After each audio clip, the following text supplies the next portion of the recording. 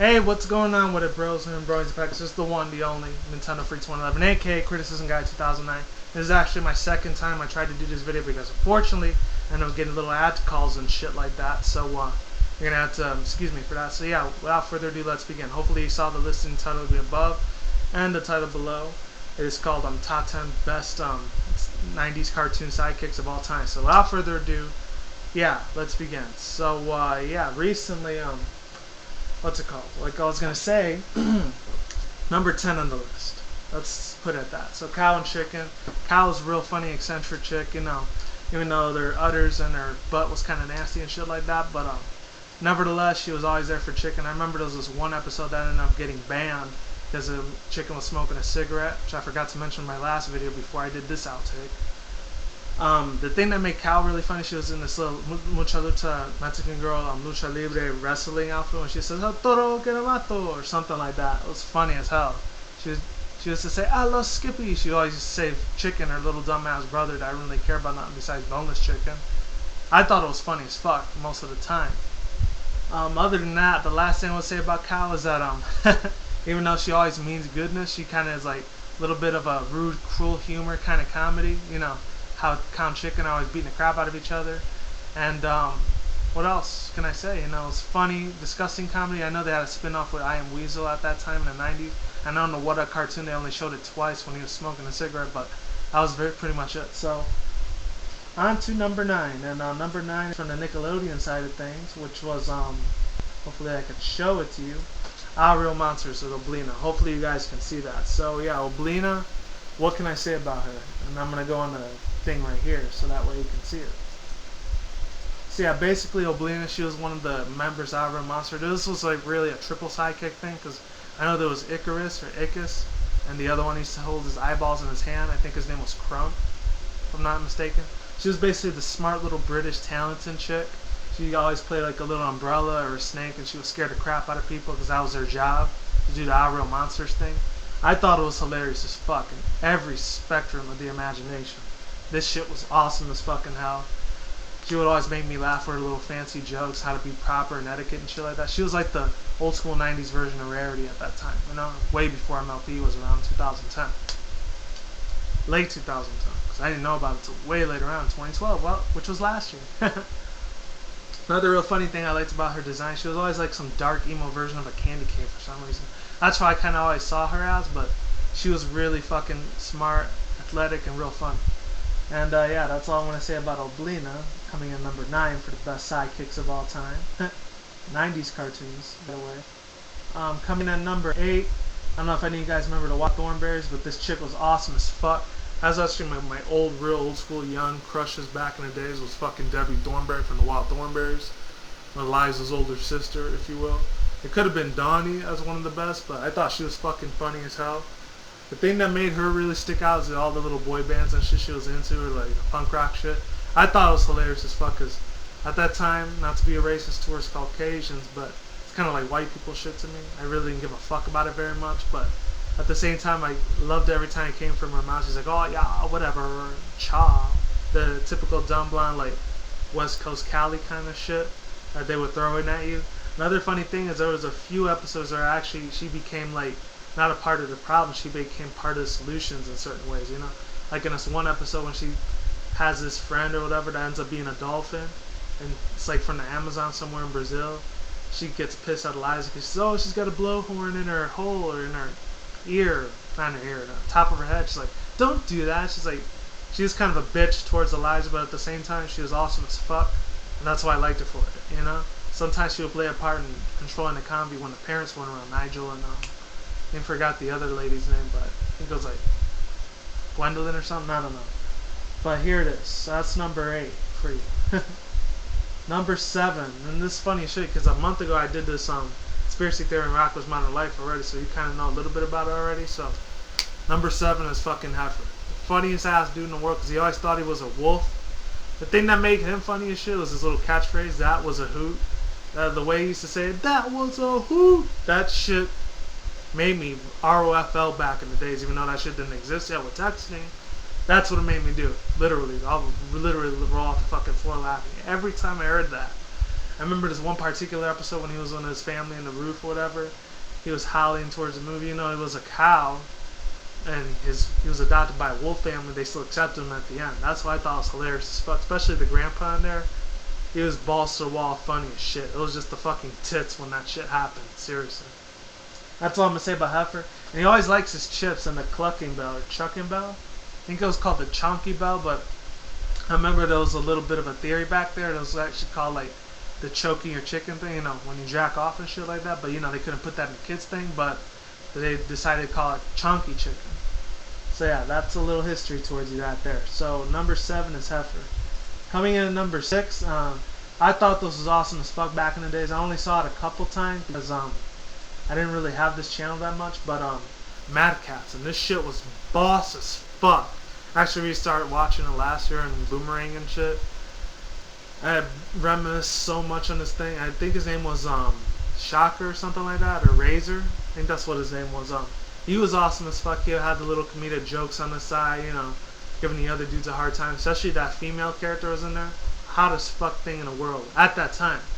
Nowadays, not as much, because you know that was 1994, and I don't really remember shit at that time. I barely have few blurs of memories on it. I think I was like 8 or 9 years old, like 98, 99. That's when I started really liking it at the time, because I can tell you, this thing was a blast. Had all these badass fucking weapons they had. They used to fly in this little jetpack. It was like a Catropolis city or something it was based off of.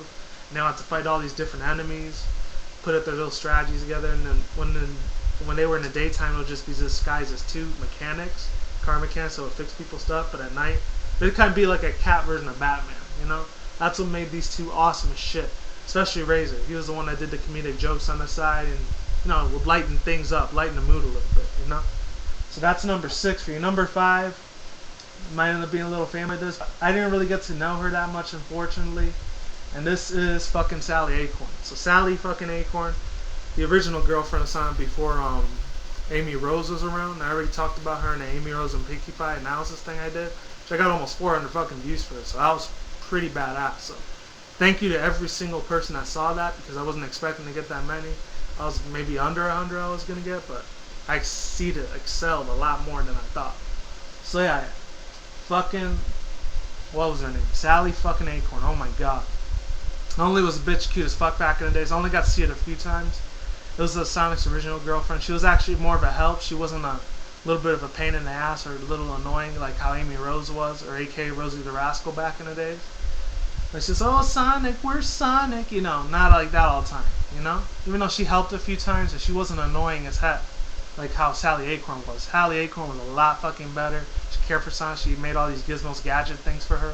And I just revealed like who my number 3 is going to be. Just in case you guys didn't get that reference. Another really cool thing I liked about Sally Acorn, she had her little bunny friend, which I forgot what her name was, but she used to help her as her sidekick. So this is a sidekick within a sidekick, which I thought was awesome as fuck, by the way. Epic to the point, you know, she would always help Sonic whenever she needed her help, and Sonic would always rescue her. Not just the damsel in distress, but she always knew how to kick ass herself. That's what I loved about this chick. And she was a squirrel, and squirrels are a lot more awesomer than bunnies are. That's what I'm saying. Because when I seen them, I grew up with those things. They're fucking awesome as shit. You know, there's flying squirrels now. I mean, in the Pokemon thing, you got Imalga. So yeah, that's number 5 for you, Sally Acorn. She was just a straight G boss. Number 4, I remember her a little bit. I vaguely remember her too much, but her name was Rebecca, I think. Correct me if I'm wrong. She was from the Tailspin series from Disney. The thing I liked about her, she was super quirky, super smart and everything. I think she was one of the pilots from like a Tailspin series. She was a side character. She didn't get too much shine, but you know what? I thought she was cool as fuck. Amazing, you know. She had 2 kids she had to take care of, and I think the guy that was in there was Baloo. I'm not sure if that was the same name from like the Jungle Book, but you know, she would always help them get out of danger. She was a co-pilot, and she would always fight the pirates and everything like that. Which I forgot the pirates' names, but they always tried to steal their treasures and all their little gadgets and everything and their technology at that time. And she'd always like find a way to deceive them, while Baloo, he fights them all off in the pirates, and he does his little flying mid-air battles, like do a barrel roll thing. Crazy as shit, by the way. Not trying to reference from Star Fox, like do a barrel roll, because a lot of fucking people know that already. Tons of billions of people. So yeah, there's number 4 for you right there, Rebecca. Number 3, the thing I liked about number 3 is how many of you guys don't remember? It was actually a triple tie. It was Annabella, I think her name was Sasha, and Itchy. The thing that was funny about Annabella, this was from All Dogs Go to Heaven. If any of you guys were from the 90s, you remember this. This was actually based on part 1 and part 2 of a movie, but then they ended up turning into a show about a couple months later after that. I used to tune in every morning at like 5, 6 o'clock in the morning for this shit. Bad fucking ass. The thing that I liked about Annabella is that I'm not sure if she was a side character or a main character too, because I remember the main character was Charlie Barklin. He was kind of like a reincarnation of fucking how Bradley Cooper was in The Hangover, but this is way later on. The thing I liked about her is that like she was courageous. She wasn't intimidated by everything. She did get a little scared every now and then, but not super shit-faced. Another really cool thing I liked about her is that, what's it called? She had a lot of charisma in her hands. She was extremely smart, intelligent, real beautiful as heck, by the way. Back in the days, of course. Nowadays, not as much. And, you know, she always had like a thing crush going on for Charlie, but she would never admit it to him in his face. And she was like the head guardian angel of like all the gods that from All Dogs Go to Heaven. So she basically called all the shots and all their missions. So what they had to do, like take care of orphan kids or orphan puppies, you know, try to stop a bank robbery, etc. She was the one that gave them the missions, you know. And that's Annabella for you. So that's her story. She was kind of like a reincarnation of Balto's girls. I don't know who it was. And after that, another really cool thing I liked was the other one, Sasha. I don't remember too much about Sasha, but I will tell you this. Back in the day, she was one of my biggest crushes back in those days. And it's funny because like those furries things didn't really exist too much. It was barely even out there at that time. Unless you wanted to count the Chippendales, which I'm going to get to next in my number 2 and 1. Or anything that had to do with Disney, basically. The thing that was cool about Sasha, she was real calm, collective, kind of like how I am, except she's a girl, obviously. Another really fun fact that I liked about her, I think that was Charlie's original ex-girlfriend, but he never really paid too much mind to her. Only a few times he would pay, a couple times he would pay mind to her, and she acted sexy for him and shit like that. That was basically the only time he got to attention. She wasn't like an attention whore thing, but she would always get them out of trouble too. And the last one on there was Itchy. Itchy, I think Irvington, I think that was his name. This guy right here, I forgot who it was, but he's the same dude that did the Five Little Goes West voice, that cat that tried to pretend like he was a dog. You know, he had this East Coast New York Boston accent, like, he would talk like this all the time, like, what's up, Charlie? You know, we're gonna go through the boondocks and shit, you know, that kind of like East Coast accent shit, Rhode Island style thing. It was awesome as heck, you know, he was always scared of everything, but you know what, even though he was a chicken shit, he made me laugh every fucking time, made me cry a couple times in the movie, and yeah, that's how awesome he was. And Charlie was the main one that he was always trying to get money and stuff like that, but he was cool. He always did all these badass missions, like I said, from heaven. And he was a boss at that time. And coming in at number 2 and 1. 2 and 1 might surprise you a little bit, because some people might not know about it. Other of you guys might know, I'm not sure. It depends on who you're asking and how old they are by now. So I'm in like my mid-20s almost. Seriously, it was badass nevertheless. And I'm going to have to find it. So give me guys 1 second. And I will show you how badass this chick is. And I'm talking about none other than this chick right here. If it comes out on plain sight and plain view. You guys will not be disappointed. If you guys remember Chippendales back in the days, you know who I'm talking about. And this chick right here, she was just a beast. Especially when it came to a lot of the flight technology. Fucking Gadget. And let me tell you about Gadget. This chick, she had a good head on her shoulders. She was a straight up fucking G at that time. She would not let none of the evil villains get away with any evil crime organizations that were trying to pull off.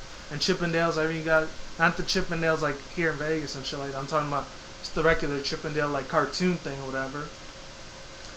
This is funny as shit because Dale was the one that was kind of a dumbass, and Chip was the one that was kind of like in the Indiana Jones hat. If any of you guys remember that, he was even around since the 60s, 70s, and 80s and shit. Now the Disney cartoon was real huge as fuck. There was an Australian one in there too. I think his name was like Brad or something. I don't know. Oh no, I think it was like Monterey or something like that, or Monty. You know, he was like second favorite character, but she was mostly my first favorite. She was awesome as shit. I know there's a lot of fan arts I heard. They draw her sexy and shit like that. I'm not gonna get into that though, since, you know, I'm trying to keep this shit underrated. But other than that, you know, she was a calm, awesome piece of ass. Back in the days, one of my old school crushes too. Way back, man. Another real cool thing, she was one of the ones that rode that Chippendales blimp, the Rescue Rangers blimp. Like when they used to say, Chip and Jam. and rescue rangers. If any of you guys remember that song, stuck in your head way back then, you guys know what I'm talking about. Any of you guys are younger than that, you probably have no idea what I'm saying unless you were a fan of Disney and the work. And last but not least, number 1. Let me tell you about number 1 because number 1 is kind of uncredited. It wasn't really a sidekick I was really much into, but the other one was a lot more fucking funny. I'm just gonna give it that. Fucking Walter Melon. This was like on ABC Fox Family back in the time. Now it's ABC Family. The thing that made this shit funny was his sidekick. I forgot his name, but Walter Melon was funny as shit. He would always do he was kind of like the Master of Disguise kind of thing, you know? He would do that kind of stuff. Any of you guys remember from the early 2000s, Master of Disguise? It was a funny ass shit. This shit was hilarious as fuck because it was this British dude who always like transform into different people, become other persons and shit like that. He would always try to solve crimes and go from his main arch nemesis, which I forgot his name, but it was actually another fan art thing that was from like a Chuck Norris version of him. I thought it was hilarious as fuck because you know Chuck Norris was big in the 80s and 90s. I think it was in the 90s too. I thought that was funny as shit. Whoever did that, shout out to the person that did that because they were a boss. Seriously. Okay. Oh yeah, my person was called Anthony Norton Knox. So shout out to that guy for sure. Other than that, another thing that made him funny, he was really predictable. He was a little bit of a klutz, a clumsy little fucker, kind of like how I am, but at the same time, once again, he made me laugh, he made me cry, He had the good charisma of storytelling and doing the story out. He was kind of like the Sherlock Holmes, but a clumsier, dim-witted version, if you will, That's why he's fucking number 1. He made me laugh the hardest. Sometimes I almost even shit my pants. Literally almost. Back in the days when I used to see this shit. Every time I came back from elementary, middle school at that time. So yeah, like I always say, hopefully you like this top 10 review, and like I always say there, peace out, bros and bros of Texas. I will see you when I see you. Guys have a good day, have a good night, wherever you're at around this world. Don't drink or smoke weed at the same time, and don't do anything reckless. And one last thing, I might not end up doing a video for at least about good 3, 6, 8 months at the most. I'm just gonna say, like I just said in my 50 Cent video, and the other one, which was the Monster Hunter and Blaze Blue thing, domestic violence is a bitch, just like 50 Cent was. It sucks. Even if he didn't do it, it's all good. But hopefully you like this video. 90s shit were the best times ever. Same with the early mid-2000s, and after that was kind of crap. I'm just gonna put it out there. So you guys be easy, stay safe. See you on the next one. Take care, goodbye, all that jazz, and be easy, alright? Talk to you soon, and goodbye. Oh yeah, one last thing. Maybe next week or the week after I might do that plasma glass unboxing. I'll see what I can do. See you soon. Bye.